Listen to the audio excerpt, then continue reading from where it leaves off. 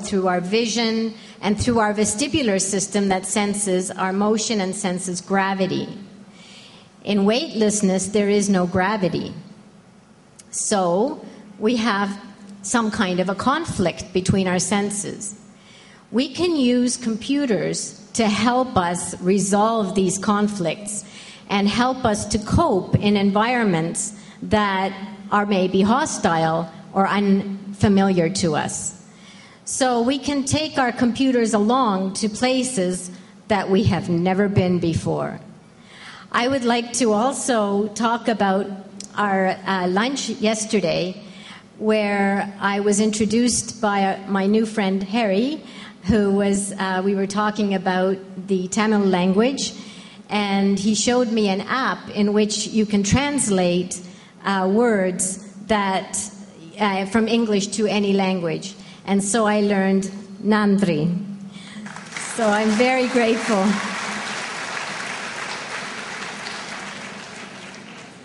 So our computers can really help us no matter where we go.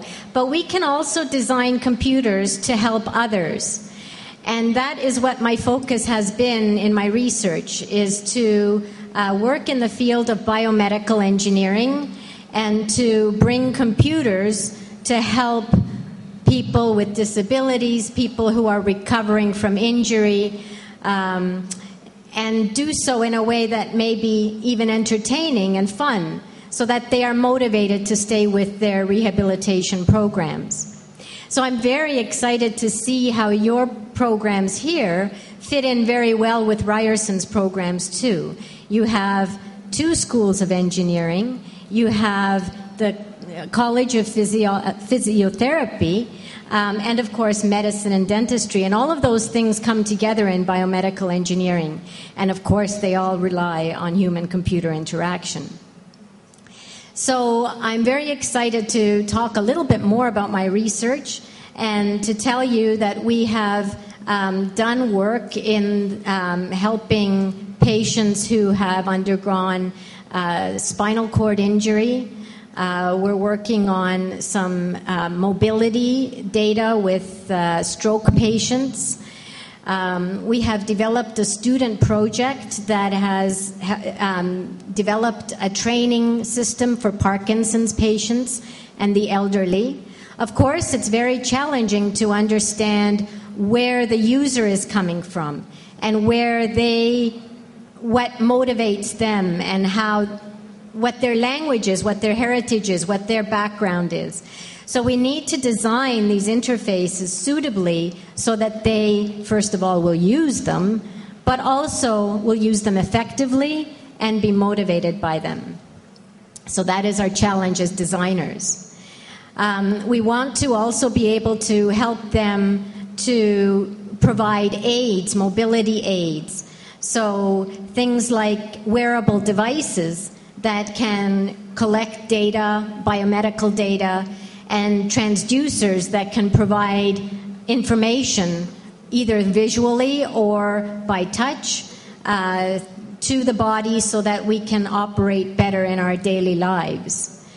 And so I think that is our challenge, is to be able to understand different points of view so that we can better help the user of the human-computer system.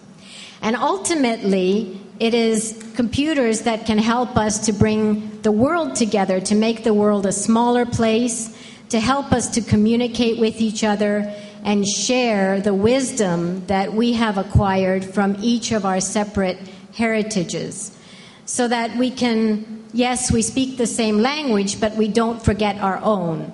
We treasure it, we nurture it, we live with it and make it evolve too together with us, so that we can make it continue to live and breathe and evolve.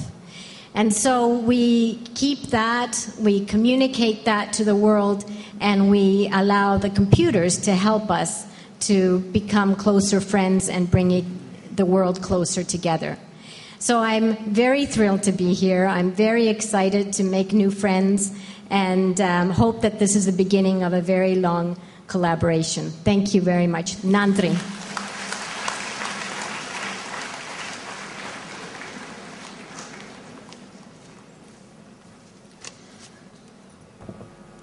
Thank you, ma'am, for your cogent message. And we are surprised to see you in the Indian traditional attire. Thank you, ma'am.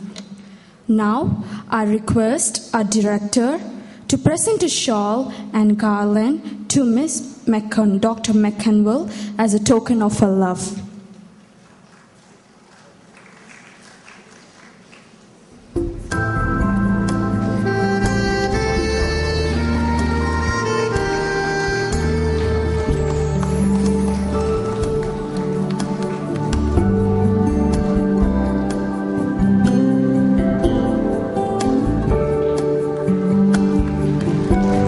Thank you, ma'am.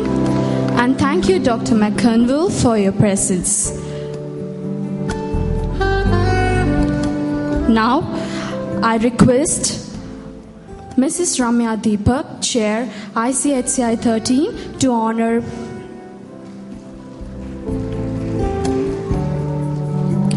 Now, I request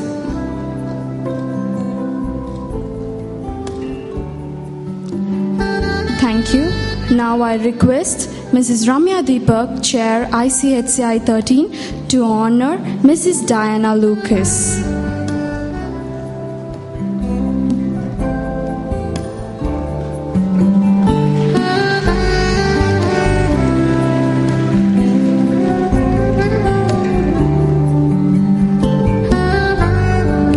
Thank you, ma'am.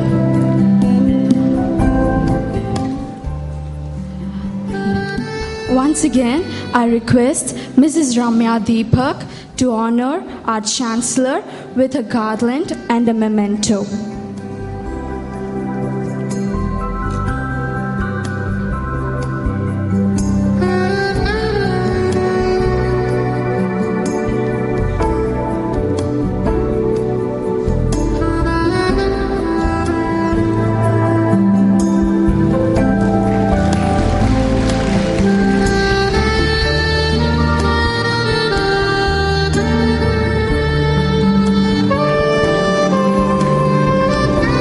Thank you, sir. Thank you, ma'am.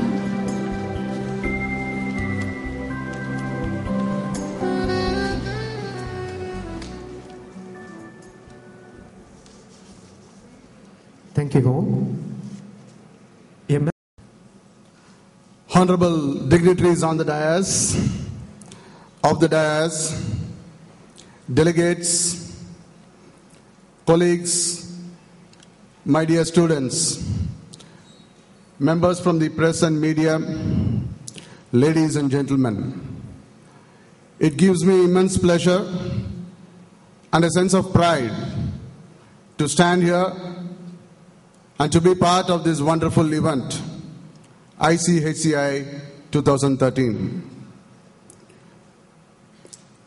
We have with us today stalwarts in this field who have contributed immensely to the development of human-computer interactions and beyond. The next 2 days is going to be filled with a treat of technical wisdom, knowledge and experience that I await to enjoy and experience as much as all of you here as delegates. Today we are truly in an era of information and knowledge era. As it has been already mentioned, today we have a wonderful resource to knowledge powered by worldwide information processed in computers, powered by wireless networks to carry all this information, powered by wonderful techniques in data mining and image mining techniques to process the information, powered by artificial intelligence technique to help us in decision support systems.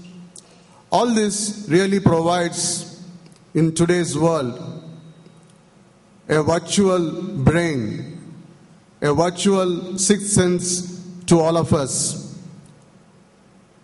We are all empowered by this machine intelligence and truly powered by the human-computer interactions. Well, we have with us the stalwarts who will be speaking to you today about what has been possible, what has been achieved in the last few decades, and perhaps the emerging trends that will take us beyond in the next few years. With the permission of the dignitaries and with all the delegates, I would like to wander a little in wildness, to imagine beyond like a layman. What we would be maybe 10 centuries, 10 to 20 centuries, 30 centuries beyond, maybe in the 40th century, 50th century, if we have a chance to revisit this planet. How would it look like, the human-computer interaction, where it would have taken us? As I mentioned, today we process information and the computers are used as a knowledge resource. The big difference between the brain and a knowledge resource is the knowledge resource is used like a library. We go to the library when we need some information, take the information and take the benefit of that knowledge. But very soon, we have also heard our Chancellor, our Chief Guest speaking to you about the brain-machine interface. This knowledge processed through the computers can be transferred online to the human neurals through the brain-machine interface to initiate a two-way process of information transfer from the brain to the machine and from the machine back to the brain. These have been, in some forms, been realized, been demonstrated at laboratory scales. We heard a wonderful illustration given by our Chancellor when he said a blind man can get a virtual eyesight through the bionic eyes. That was something wonderful to hear. So what is going to happen is we are going to have the online access to a worldwide information, processed information, and the developments in artificial intelligence really supplementing the human biological intelligence. So far, so good. Because we'll be empowered with knowledge is wisdom, knowledge is power, and as long as we have additional intelligence, we're really happy about it. That's somewhere, let us say, into the 25th century, into the 30th century. I'd like to walk a little further beyond, maybe into the 40th century, 50th century, where increasing use of this machine interaction would make our biological brain a little less significant, and through the process of genetic evolution, our actions will be more controlled by thought machines rather than biological brains. Please excuse me for talking a little fiction, but this is where I would like to dream the technology is going to lead us to. I was talking to some of my friends, and they said it will be a wonderful world when this happens. Because as students, you really don't have to learn any textbooks. All you have to load the computer with all the information. We are going to transform from the traditional practice of classroom teaching to machine-loaded information-based knowledge system. All the knowledge is going to be transferred from the machine directly into the brains. It's going to bring revolutionary changes in maybe 50th century and beyond probably, because we don't need a specialist, a doctor. Each and every individual is a doctor, each and every individual is an engineer, each and every individual is a lawyer, each and every individual is a carpenter, and you can imagine whatever you would like to be, because all that information is available in the machine intelligence. And we have also heard, today technology has developed a gesture-based control. In fact, I've seen some videos where a gesture-based control combined with tele-robotic surgery. A surgeon has to just look at the TV screen where the sensors already display the image. They are able to control through the gestures and perform a robotic surgery. Wonderful things coming to reality. All this sounds fascinating. Maybe sounding a little fiction, but I think these are to come in the near future. There are challenges that will come with these advanced technologies. I'm not going to complete the story of what I imagine will happen, but I let it open for all of you to wander a little more into this fictitious world and to build the story for yourself during the break and the days beyond. But for the next 2 days, we will listen to these wonderful lectures by stalwarts here and all the eminent experts who have come from across India and across the globe. We thank you all for being here and being part of this ICHA conference.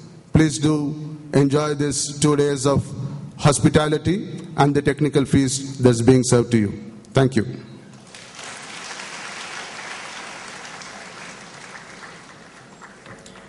Thank you very much, sir, for those words of wisdom and knowledge.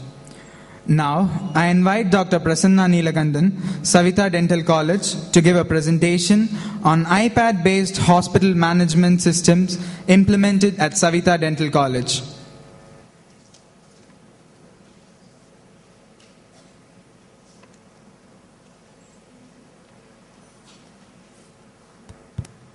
A very good morning to dignitaries on and off the dais, delegates and students. The word Apple or Mac normally strikes a chord of elation to anybody. Imagine a campus with about 800 iPads. Each student, each faculty has an iPad which runs a hospital information system. Now we are proud to state that we are the first dental institute or university in the world to administer an iPad-based hospital information system. Now what advantages does this system hold over conventional paperwork? You will notice that